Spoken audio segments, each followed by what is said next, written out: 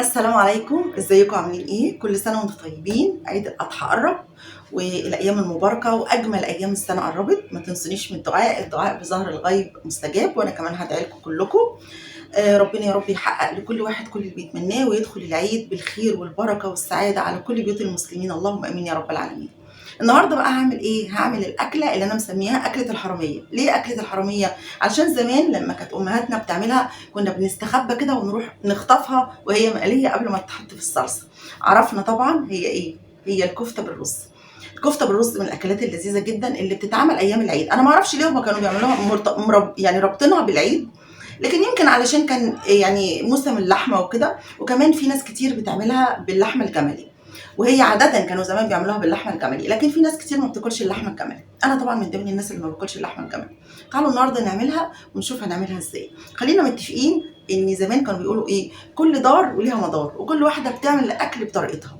الاكل كله واحد، لكن الاكله اللي بتتعمل بحب هي اللي بتوصل للقلب. يلا بينا نشوف هنعملها ازاي، ويا رب الفيديو يعجبكم النهارده. اذا كنت اول مره تشوفيني ما تنسيش تعملي اشتراك للقناه وتفعلي الجرس وتعملي لايك عشان يوصلكم كل جديد، وما تنسيش من التعليقات عشان اعرف رايكم في الفيديو. يلا بينا ونشوف هنعمل ايه. عندي هنا نص كوبايه رز غسلتها من بالليل وسبتها تنشف تماما. وبعد ما نشفت هطحنها في المطحنه بتاعه الخلاط طحن ناعم. نص كيلو اللحمة المفرومة بياخد نص كوباية رز، كيلو اللحمة بياخد كوباية رز كاملة. تغسليها كويس جدا وتسيبيها تنشف تماما، ما يبقاش فيها مية خالص. هطحنها كده في الخلاط طحن ناعم. هنزل بقى بنص كيلو اللحمة عليها حزمة شبت وحزمة كزبرة. هي بتحط لها كزبره بس انا بحب احط شبت، وناس كتير بتحط شبت. الشبت بيديها ريحه جميله. همزج كده كل ده على بعضه قبل ما احطه في الكبه، يعني همزجه كده ادخله في بعضه علشان لما يتحط في الكبه يتطحن مع بعضه على طول. همشي بقى واحده واحده كده بالتدريج. هنزل بالخليط ده كله، نص كيلو لحمه مفرومه عليها نص كوبايه رز مطحون وحزمه كزبره وشبت. هنزل بيهم في الكبة وهضربهم لغاية لما يتجانسوا مع بعض. ما تنسيش وانتي بتشتغلي تسبحي وتستغفري وتصلي على الرسول عليه الصلاة والسلام طول ما انتي واقفة في المطبخ. عندي بقى البهارات بتاعتي: كمون، كزبرة، السبع بهارات، فلفل اسود وملح. هنزل كمان ببصلاية عليهم، بصلاية متوسطة كده هقطعها وننزلها على كل الخليط ده، وفصين توم كبار او معلقة توم مفروم. وهضربهم بقى في الكبة لغاية لما يبقوا كتلة واحدة. انا عايزاها زي العجينة، بصوا علشان ما تفكش معاكي. هبتدي بقى اشكلها اصبعها زي ما انت عايزة تعمليها دواير، عايزة تعمليها صوابع، مفيش مشكلة. اعمليها صوابع متوسطة، لان هي كده كده لما تيجي تقليها هتكش شوية منك، وبعدين هترجع تاني تنفش في الصلصة. هخلص بقى الكمية دي كلها. نص كيلو اللحمة المفرومة عمل لي صينيتين كبار مليانين زي ما احنا شايفين كده. هخلص الكمية كلها بقى. هنا حبة زيت بس بتدلكي ايدك بيهم علشان ما تلزقش في ايدك. بصوا الكمية بسم الله ما شاء الله، عملوا لي كمية كويسة. انا كده خلصت الكمية كلها، نص كيلو عملوا لي الكمية دي زي ما انتم شايفين. هنطبخ دلوقتي ودول هفرزهم علشان انا هعمل. يلا بينا على البوتاجاز ونشوف هنعملها ازاي. ريحتها جبارة، ريحتها جبارة. يلا بينا. معلقة سمنة بقى كده، هنزل عليهم ببصلة متوسطة هقطعها او افرمها، او عايزة تعمليها في الكبة او تبشريها مفيش مشكلة خالص. انا استسهلت بس على ايدي كده، مش هطلع الكبة على بصلاية يعني. هنزل بقى بالبصلة كلها كده فرم ناعم، وهحط كمان عليهم معلقة توم مفروم.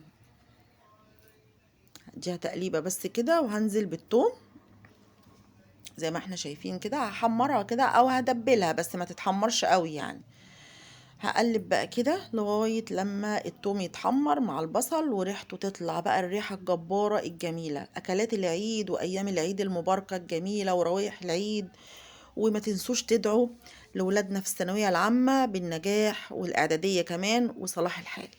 هنزل بقى بالطماطم دي أنا مفرزاها واسيبها تتسبك، وأقلي الكفتة بتاعتي. زيت سخن بقى كده، وهنزل بالكفتة هحمرها. ريحتها حلوة قوي. اعملي حاجتك في البيت والحاجة في متناول الجميع، يعني مش هتكلفك كتير. هحمرها بقى كده لغاية لما تبقى تاخد اللون الذهبي الجميل زي ما احنا شايفين دي اول طاسة اهي. بصوا هي كشت شوية بس هترجع تنفش تاني في الصلصة. ريحتها حلوة قوي وطعمها جميل، وكل سنة وانتوا بخير، ويا رب يجي العيد وكل الناس مجبورة الخاطر، وكل اللي نفسه في حاجة يحققها ويجيبها. ما تنسوش تدعوا بقى يوم عرفة كده، حضروا لستة الأدعية عشان إن شاء الله ربنا هيستجيب بإذن الله، ربنا يحقق لكل واحد اللي بيتمناه. دي الطاسة التانية اهي، هقليها برضو كلها لغاية لما تاخد اللون الذهبي. اطلعها بقى كده زي ما انتوا شايفين، ريحتها جبارة كده. كده كانت الصلصة بتتسبك. عملت معاها كمان رز ابيض. عايزة تعمليه بقى بالشعرية، عايزة تعمليه زي ما تعمليه، والله كل دار وليها مدار. احنا كلنا بنعرف نعمل الاكل، بس الحمد لله الواحد لما بيعمل اكل بتلاقي الاكلة طعمها حلو. كده الصلصة بتاعتي اتسبكت بقى، هظبطها. زودتها شوية مية، هظبط الملح بتاعي واحط البهارات بتاعتي. هحط معلقة كمون ومعلقة كزبرة ومعلقة 7 بهارات ومعلقة فلفل اسود. ريحة الصلصة جميلة جدا. ربنا يا رب يحسن ما بين ايدينا، ويبارك ويبارك لكل واحدة بتعمل اكل لولادها، والف هنا وشفا على كل واحد بياكل عندنا لقمة. بصوا طعمها تحفة، استوت من بره ومن جوه. هنزل بقى بيها على الصلصة كده واسيبها بقى لما تستوي وتتسبك وتنفش بقى. نفشت يعني الرز استوى. هغرف بقى الاكل بتاعي ويلا بينا نشوف هنعمل كده. انا خلصت خلاص. بصوا نص كيلو لحمه، عمل لي الكميه دي كلها، انا هفرزها ماشي. وطبخت كمان النص التاني اهو. طبعا طعمها تحفه، اصلا الكفته بالرز دي العشق لكل الناس يعني. فيلا بينا ندوق كده. ايوه بسم الله الرحمن الرحيم.